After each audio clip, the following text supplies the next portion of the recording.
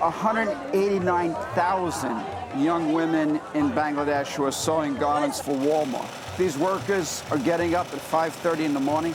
They brush their teeth with their finger using ashes from the fire because they can't afford a toothbrush. Forced to work from 8 in the morning until 10 o'clock at night, 14 hours a day, 7 days a week on these wages of 13 to 17 cents an hour.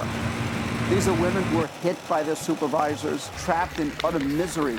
As the largest company in the world, Walmart sets the standards that other companies are going to follow. So Walmart right now is sucking down standards all across the world. These are workers who have no rights. The outlook for this company today is very positive. In every country that we operate in, the Walmart model works. Because once your associates know that you will stand up for what is right, then when they see a wrong occur, they're more likely to contact you. And we have a very aggressive program underway to make sure, and have had now for the last couple of years. I was Global Services Manager for Mexico, Central, and South America. My job function entitled three things.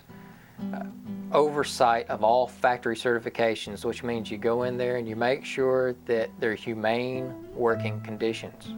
Big deal with the factory certifications is to make sure that the workers are in a clean, safe, humane environment. When I was in the factory and you talk to the people and the people were so nice and they were so good and they were just working for so little money and without any condition of fairness whatsoever with their compensation and their working conditions. I went back to my hotel room and just wept the first time. And after dinner, I had picked up the phone. I was calling my wife and just telling her what I'd seen, and then I just started crying about that. Telling her. She was like, "It's gonna be all right." And I'm like, "I know, we're doing the right thing," but I just couldn't imagine it was this way. I thought that a company like Walmart, once we started reporting the truth of what was happening in the factory, would take quick action to try and make the working conditions better. I believed in the mission and the culture which I thought existed at Walmart. I led more Walmart cheers than just about anybody that I know. Didn't even mind being the squiggly. I mean, if you would have cut me, I would have bled Walmart blue blood. I didn't know that we weren't going to make it the goal to correct the violations. And I didn't think that any retaliation would be brought against me for doing my job.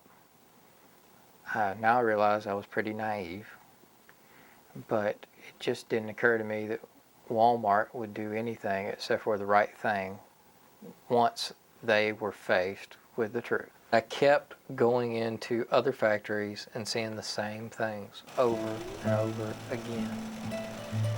And it became apparent to me that this was not an isolated issue. All you got to do is follow the money, and the ones who are in power right now have tremendous pressure on them to perform like never before. The system was designed to keep the goods flowing to the United States. When push came to shove, they did not stand up and do the right thing. What really happened was we were getting fired for telling the truth about the factory certifications. And that was shocking. It was embarrassing, it ripped my heart out. To have all of that ripped from you and then to get sold out and lied to, Walmart let me down, and when I needed somebody to look out for me, even though I was trying to look out for Walmart for years.